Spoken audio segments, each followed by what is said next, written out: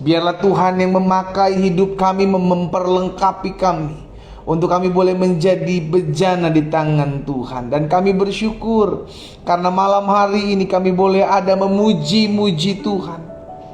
Kami boleh ada menyembah Tuhan. Dan melalui pujian ini kami diingatkan Tuhan terlalu baik dalam hidup kami. Bahkan hal-hal yang sebelumnya tidak pernah kami pikirkan, tidak pernah kami bayangkan, itu yang Allah sediakan. Bagian kami adalah bersyukur.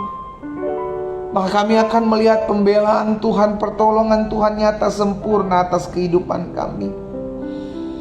Malam hari ini kami bangga, kami bersyukur mendapatkan kesempatan untuk datang kembali memuji-muji Tuhan, untuk menyembah Tuhan. Dimanapun kami umat-Mu berada, bahkan sebelum kami menyelesaikan mengakhiri hari ini dalam istirahat kami bersyukur karena kami boleh diberikan kepercayaan mengambil waktu untuk ibadah, berpuasa bersama-sama. Karena satu hal yang kami mengerti Tuhan, umat yang olehnya Tuhan percayakan nama-Mu disebut, mengambil waktu merendahkan diri, mencari wajah Tuhan, berseru kepada Tuhan, maka Tuhan akan menolong kami, Tuhan akan menjawab kami, Tuhan akan berperkara dalam hidup kami. Itu sebabnya malam hari ini secara khusus ya Bapa, kami rindu membuka hati kami rindu mendengarkan firman-Mu malam hari ini. Roh Kudus urapi kami, tuntun kami dalam jalan-jalan-Mu sehingga kami mengerti akan kebenaran. Biarlah kebenaran ini yang memerdekakan hidup kami Bapa. Sampaikan sesuatu bagi kami umat-Mu. Kami siap mendengarkan firman-Mu. Di dalam nama Tuhan Yesus Kristus kami berdoa. Haleluya. Sama-sama kita katakan amin. Sama-sama kita katakan amin. Haleluya. Tuhan Yesus baik. Bapak Ibu Saudara dikasih dalam Tuhan, kita ambil Alkitab kita malam hari ini sebelum kita akan berdoa bersama-sama dalam doa puasa kita. Saya akan sedikit bagikan kebenaran firman Tuhan buat setiap kita sebelum kita akhirnya berdoa bersama-sama malam hari ini ya. Dalam 1 Tawarik pasal 13 ayat 14, satu ayat saja saudara. 1 Tawarik pasal 13 dan ayat 14. 1 Tawarik pasal 13 ayat 14. Firman Tuhan bilang begini, 3 bulan lamanya tabut Allah itu tinggal pada keluarga Obed Edom di rumahnya, dan Tuhan memberkati keluarga Obed Edom dan segala yang dipunyai. Saya ulangi sekali lagi, 3 bulan lamanya tabut Allah itu tinggal pada keluarga Obed Edom, diam di rumah. Dan Tuhan memberkati keluarga Obed Edom dan segala yang dipunyai. Apa dasarnya Tuhan memberkati? Karena ada tabut Allah dalam keluarga itu.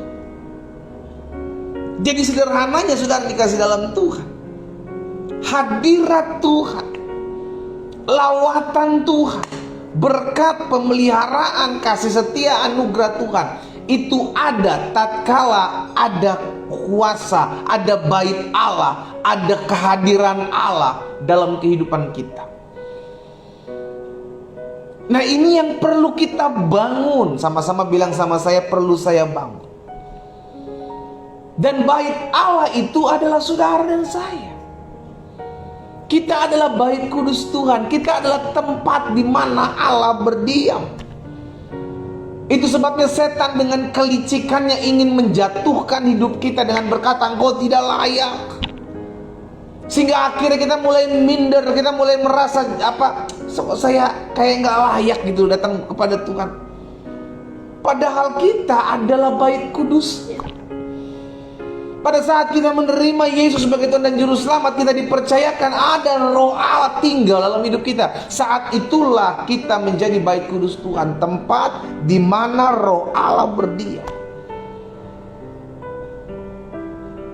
Jadi seharusnya kalau kita sadar, kita mengerti bahwa hidupku ini adalah rumah Allah.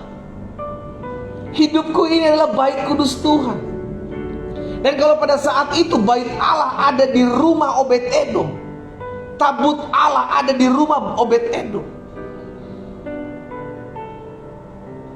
dan Tuhan memberkati rumah itu, Tuhan memberkati keluarga itu, maka saya percaya kalau roh Allah ada dan tinggal dalam hidup kita, maka harusnya hidup kita penuh dengan keberkatan, anugerah, kasih setia Tuhan. Katakan amin.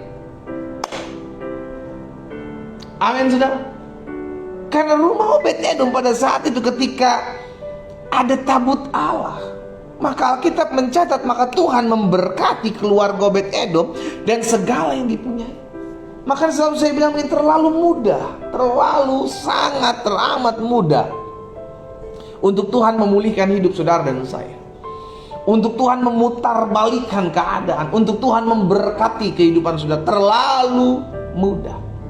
Sekarang jadi pertanyaan, mau nggak kita merespon pribadi Allah yang ada dalam hidup kita, roh Allah yang sudah tinggal dalam hidup kita?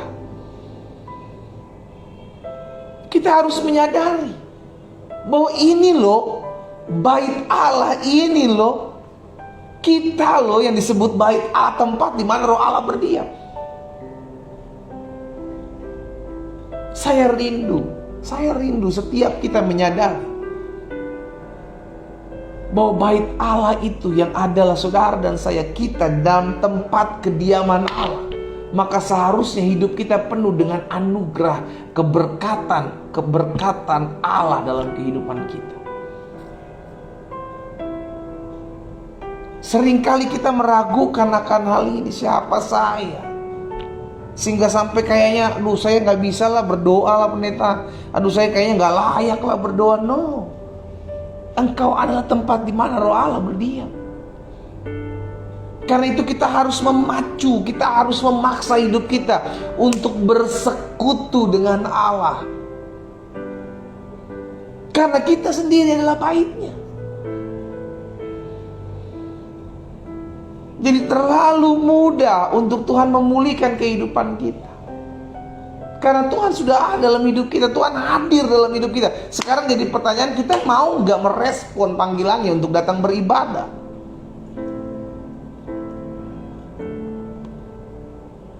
Nah, saya pelajari saudara dikasih dalam Tuhan secara cepat. Tuhan mau setiap kita menyadari kehadirannya. Saya ulangi sekali lagi, Tuhan mau setiap kita menyadari kehadirannya. Kenapa? Agar kita tidak pernah berjalan seorang diri. Kita tidak pernah merasa saya hidup seorang diri. Kenapa? Kalau kita merasa berjalan seorang diri, kita akan capek. Aduh, saya berjuang seorang diri pendeta. Sebagai seorang suami saya berjuang untuk mempertahankan rumah tangga saya. Sebagai seorang istri cuma saya yang berjuang untuk mempertahankan rumah tangga saya. No, engkau tidak pernah berjuang seorang diri. Ada tangan Tuhan yang menopang hidup. Sadari kehadiran Allah itu ada dalam hidup kita. Sama-sama taruh tangan kanan kita di dada. Sama-sama bilang sama saya, Tuhan ada dalam hidup saya. Sama-sama bilang sama saya, Tuhan ada dalam hidup saya. Amin. Sekali lagi, sama-sama bilang sama saya, Tuhan hadir dalam hidup saya. Karena saudara dan saya adalah bait kudus Tuhan. Kita adalah tempat kediaman Allah. Menjadi rumahnya, menjadi tempat kediamannya.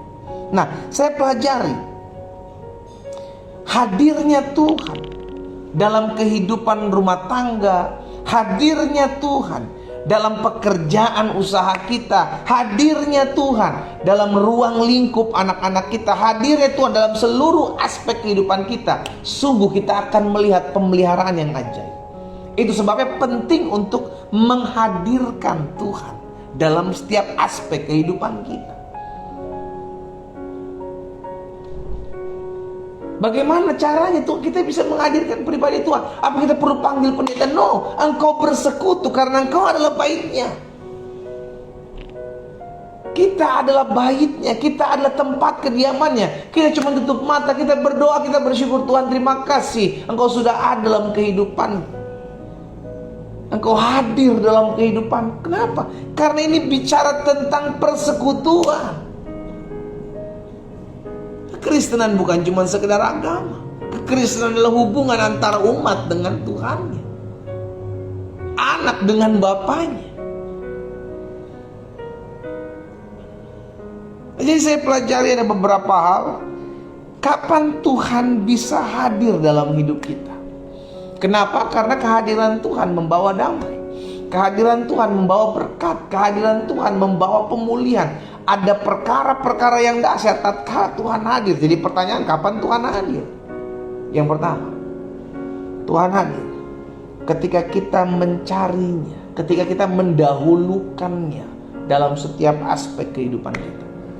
Makanya di YouTube channel saya ada program yang bernama Bible and Coffee. Kenapa nama program ini Bible and Coffee, saudara? Bible and Coffee. Kenapa? Kenapa nggak Coffee and Bible? Karena saya rindu mengajak setiap umat Tuhan untuk terlebih dulu baca Alkitab baru ngopi. No Bible, no breakfast. No Bible, no coffee. Bible and Coffee. Itu kan yang Yesus ajarkan. Carilah kerajaan Allah serta kebenarannya terlebih dahulu. Kesemuanya akan ditambahkan kepada. Jadi yang Tuhan mau agar hidup kita terlebih dahulu mencari Tuhan, terlebih dahulu mendahulukan Tuhan dalam segala hal. Coba lihat Mazmur 127 ayat pertama. Mazmur 127 ayat pertama bilang begini, nyanyian ziarah Salomo. Jika bukan Tuhan yang membangun rumah, sia-sialah usaha orang membangun rumah. Jika bukan Tuhan yang mendirikan, yang mengawal kota, maka sia-sialah pengawal berjaga-jaga. Jadi kalau bukan karena Tuhan, gak akan pernah bisa. Engkau berusaha membangun sesuatu, engkau berusaha mempertahankan sesuatu, engkau berusaha merintis sesuatu. Kalau Tuhan tidak hadir dalamnya, mungkin kau terlihat bisa, mungkin kau terlihat bisa karena kemampuan, tapi itu gak akan bertahan lama, bos. Gak akan pernah bertahan lama. Kenapa? Karena dunia jahat. Akan ada goncangan-goncangan dalam dunia. Karena itu pastikan utamakan Tuhan dalam kehidupan kita. Mulai engkau orang-orang muda dengar baik, engkau cari pasangan hidup, doakan dulu, Tuhan benarkah dia? Jangan langsung buru-buru ambil keputusan, oh dia ini, so dia ini, oh pasti dia ini. Doakan dulu. Kalau bukan dari Tuhan, Tuhan jauhkan dari saya. Secantik apapun dia, setampan apapun dia, sekaya apapun dia, sesukses apapun dia, kalau bukan dari Tuhan, hancur rumah tangga kita. Karena itu pastikan doakan. Bawa dalam doa apa yang kau sedang gumuli hari-hari ini. Pasangan hidupmu, doakan. Kalau dia bukan dari Tuhan, jauhkan itu. Mulailah segala sesuatu dengan Tuhan. Engkau baru merintis sebuah usaha, engkau baru merintis sebuah pekerjaan, engkau mencari pekerjaan, doakan Tuhan, tolong tunjukkan. Terlalu mudah untuk Tuhan membuat segala sesuatunya indah dalam hidup kita sekarang. Terlalu mudah. Saudara dikasih dalam Tuhan, jadi pertanyaan sekarang, kita mau nggak mengambil turut campur tangankan Tuhan dalam setiap aspek kehidupan kita, dahulukan Tuhan dalam setiap apapun yang kita kerjakan. Ya, jadi yang pertama saya pelajari kapan Tuhan hadir, ketika kita mendahulukan Tuhan dalam segala sesuatu. Kita bangun pagi, kita cari Tuhan, sehingga kita menjalani hari-hari hidup kita dengan semangat, hari-hari hidup kita dengan sukacita. Dan yang kedua saya pelajari kapan Tuhan hadir, ketika ada kesatuan hati. Alkitab berkata, jika 2-3 orang berkumpul dalam namaku, Tuhan hadir, aku ada di sana. Itu kan bicara 2-3 orang, pendeta. Bagaimana kalau satu? Tetap Tuhan hadir, engkau baiknya 2-3 orang berbicara tentang kesepakatan, ada kesatuan hati. Sama kayak sekarang, saudara dan saya berdoa sama-sama. Saudara ada di mana? Wilayah Indonesia bagian timur, ada yang wilayah Indonesia bagian tengah, saya dari wilayah Indonesia bagian barat. Kita sama-sama berdoa, tapi berbeda tempat, berbeda waktu, tapi kita sepakat. Ada kesepakatan. Sehingga akhirnya sudah dikasih dalam Tuhan, Tuhan hadir. Yang kita perlukan adalah kesepakatan ini. Ya, jadi yang kedua saya pelajari, kapan Tuhan hadir? Ketika ada kesatuan hati. Mazmur 133 jelas mengatakan di mana ada kerukunan, ada kebersamaan, ada kesatuan, kesanalah Tuhan mencurahkan berkat-berkat-Nya. Jadi yang kedua, kapan Tuhan hadir? Ketika ada kesatuan hati. Makanya ketika saya berdoa di tempat ini, saudara di rumah jangan cuma nonton, jangan cuma ngeliatin, oh pendeta berdoanya serius banget ya, oh matanya kok kedap-kedip.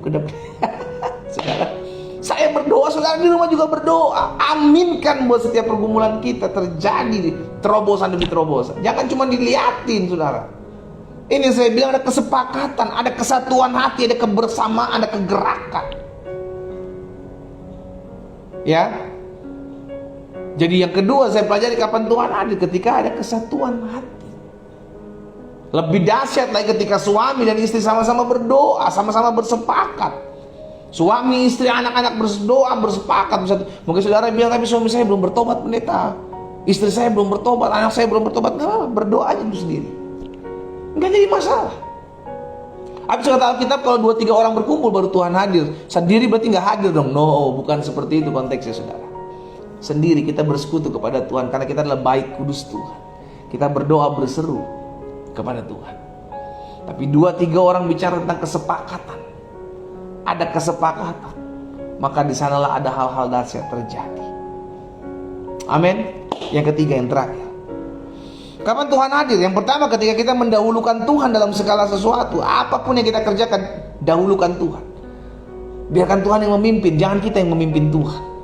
Jangan kita yang tarik-tarik Tuhan, kita paksa-paksa Tuhan. Tuhan ini ya, Tuhan itu ya. No, kita yang biarkan Tuhan berjalan di depan kita. Tuhan buka jalan. Dan yang kedua, kapan Tuhan hadir? Ketika ada kesatuan hati, ada kesepakatan, kebersamaan. Maka dalam grup wadah doa pagi yang ada di grup WhatsApp saudara, komunitas doa pagi, saya selalu bilang kalau ada pokok-pokok doa, bagikan di sana sehingga kita sama-sama sepakat didoakan. Dan hukumnya buat orang-orang yang sudah ada di grup komunitas doa pagi, setiap kali ada yang kita doakan, langsung saat itu didoakan. Itu kesepakatan dan dahsyat, sangat dahsyat. Yang ketiga, yang terakhir, kapan Tuhan hadir? Tuhan hadir ketika ada puji-pujian baginya. Hal ini terjadi ketika Paulus dan Silas di penjara. Maka mereka memuji-muji Tuhan, mereka menyembah Tuhan, dan di sana Roh Allah berkarya. Di sana Roh Allah bekerja. Bahkan ketika bangsa Israel berperang, Raja Yosafat berperang di lembah Yosafat, maka ada pasukan khusus untuk menyanyikan puji-pujian. Dan pada saat puji-pujian itu dinaikkan, Allah berperkara dalam peperangan tersebut, saudara. Jadi kapan Allah ada? Ketika puji-pujian kita naikkan. Makanya sebelum kita memulai ibadah, maksud saya sebelum kita belajar firman, berdoa, terlebih dahulu kita memuji-muji Tuhan, terlebih dahulu kita menyembah Tuhan. Makanya saya bilang dari awal, kita bukan sedang menonton, kita bukan sedang menyaksikan, tapi kita turut memuji-muji Tuhan di rumah kita masing-masing, menyembah Tuhan di rumah kita masing-masing, supaya hadirat Allah turun dalam hidup kita. Karena Alkitab jelas katakan Allah bertahta, Allah berdaulat, Allah bertata, Allah ada di atas puji-pujian umatnya. Jadi belajar untuk memuji Tuhan. Keluarkan pujian daripada mulut kita, keluarkan penyembahan dari mulut kita. Pada saat ada pujian penyembahan, jangan cuma diam, memuji Tuhan. Kan teks lagu udah ada, saudaraku. Teks lagu sudah ada, kita tinggal mengikuti saja, tinggal menyanyikan puji-pujian kepada Tuhan. Sehingga dia ada hadirat Tuhan di rumah kita masing-masing. Amin. 3 hal ini saya bagikan buat setiap kita. Betul, kita adalah baik kudus Tuhan, Tuhan hadir. Tapi kita mesti mengerti, yang pertama Tuhan hadir ketika kita memulai segala sesuatu bersama dengan Tuhan. Kita minta Tuhan pimpin hidup kita. Sebagaimana Tuhan memimpin bangsa Israel dengan tiang awan dan tiang api, maka kita rindu Tuhan memimpin setiap langkah kita, membukakan setiap pintu-pintu yang masih tertutup. Dan yang kedua, kapan Tuhan hadir? Ketika ada kesatuan hati untuk berdoa, kesatuan hati untuk menyembah Tuhan. Makanya kalau ada ibadah-ibadah di sosial media, saudara, ikutin. Mereka ajak untuk berdoa, ikutin, berdoa sama-sama. Kenapa? Ada kuasa. Jangan cuma sekedar, ini mah cuma nonton puji-pujian. No. Ada kuasa di balik kesepakatan. Dimanapun saudara, kapanpun saudara lagi memuji Tuhan, menyembah Tuhan, dan dilayani melalui ibadah online, ya kan, sosial media, dimanapun, mungkin saya, mungkin orang hamba Tuhan lainnya, ikutin, sepakat berdoa dengan mereka, karena akan terjadi kuasa, terjadi terobosan dalam hidup kita. Dan yang ketiga, kapan Tuhan hadir? Ketika ada puji-pujian, penyembahan. Belajar memuji Tuhan, belajar menyembah Tuhan, karena Allah bertahta atas puji-pujian umatnya. Kita berdoa, kita datang kepada Tuhan. Malam hari ini kami mengucap syukur kepadamu ya Allah. Kami tahu hidup kami milik Tuhan. Hidup kami ada dalam tangan Tuhan. Kami adalah bait kudus Tuhan.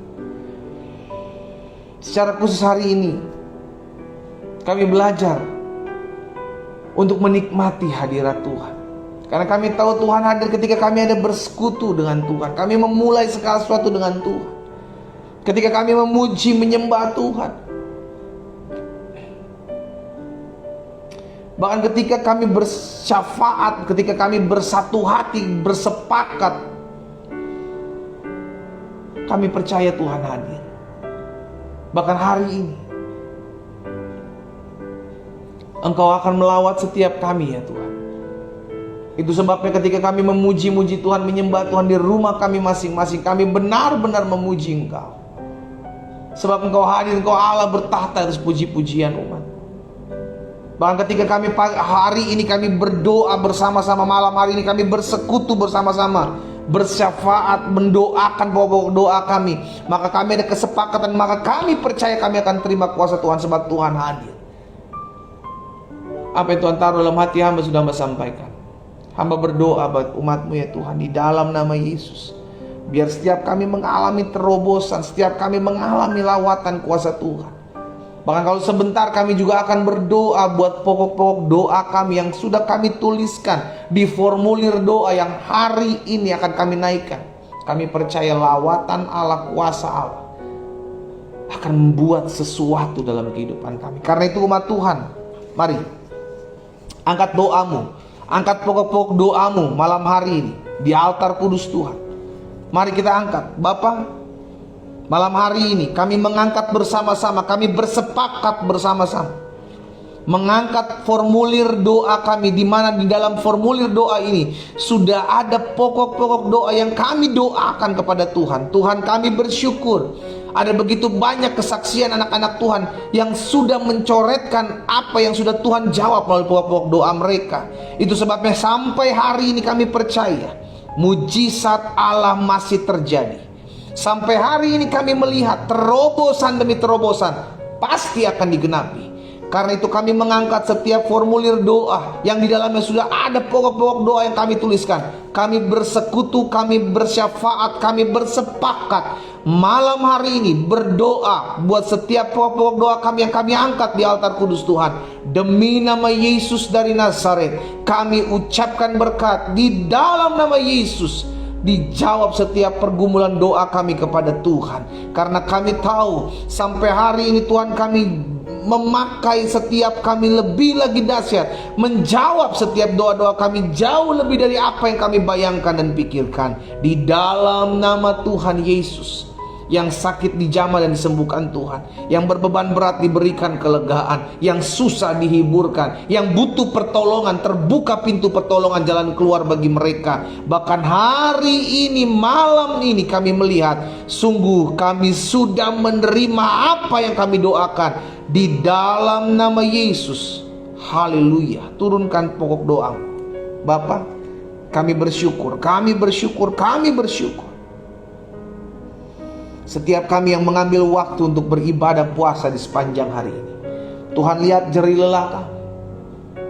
Tuhan lihat kesungguhan hati kami. Tuhan lihat kerinduan kami. Kami berdoa memohon belas kasihan Tuhan. Have mercy on us, Lord.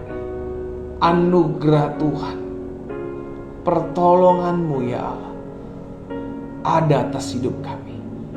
Karena itu malam hari ini kami berdoa, biar Allah berperkara atas hidup kami. Kami akan melihat sesuatu yang dahsyat terjadi. Secara khusus dalam beberapa hari ke depan kami akan merayakan kelahiran-Mu.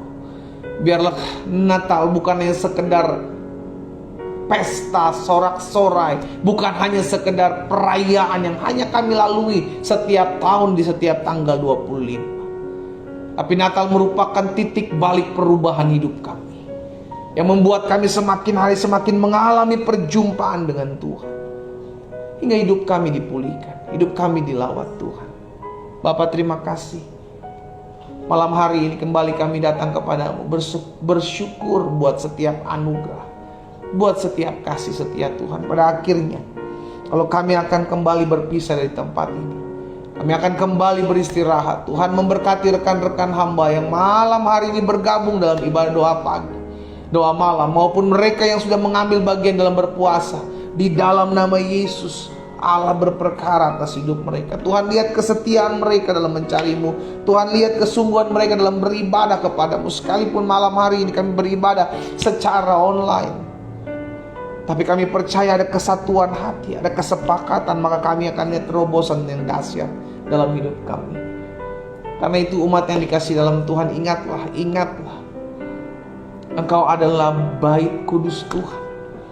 Engkau adalah tempat di mana Roh Allah berdiam. Karena itu bersekutulah dengan Dia. Carilah Tuhan, undang, mintalah hadirat Tuhan. Maka kau sungguh melihat pembelaan, pertolongan, berkat-berkat yang ada dalam kehidupanmu. Kita akan kembali dalam aktivitas kita masing-masing, di rumahmu masing-masing. Angkat kedua belah tanganmu dan terimalah berkat Tuhan. Bapa, Hamba ucapkan berkat buat mereka umat-Mu. Dalam berkat nama Bapa, Anak dan Roh Kudus, dalam nama Tuhan Yesus, kami sudah berdoa. Dan kami percaya kami sudah menerima apa yang kami doakan. Tergenapi firman-Mu atas hidup kami.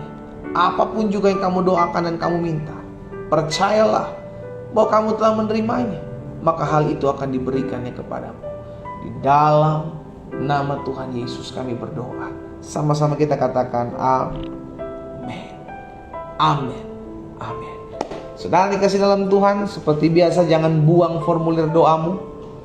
Kalau sudah terjawab satu formulir, satu pokok doa, coret. Sehingga nantinya ini akan menjadi lembar kesaksian, di mana engkau melihat Tuhan satu persatu. Tuhan jawab doamu. Amin saudara. Puji Tuhan. Kita ketemu kembali hari Senin dalam ibadah doa pagi saudara dikasih dalam Tuhan. Dan tetap terus semangat ikut Tuhan. Tetap terus setia beribadah. Karena kesetiaan kita Tuhan perhitungkan, dan dalam jerih lelah kita mencari Tuhan tidak ada yang sia-sia. Selamat malam, selamat beristirahat. Tuhan Yesus memberkati kita semua. Shalom, shalom.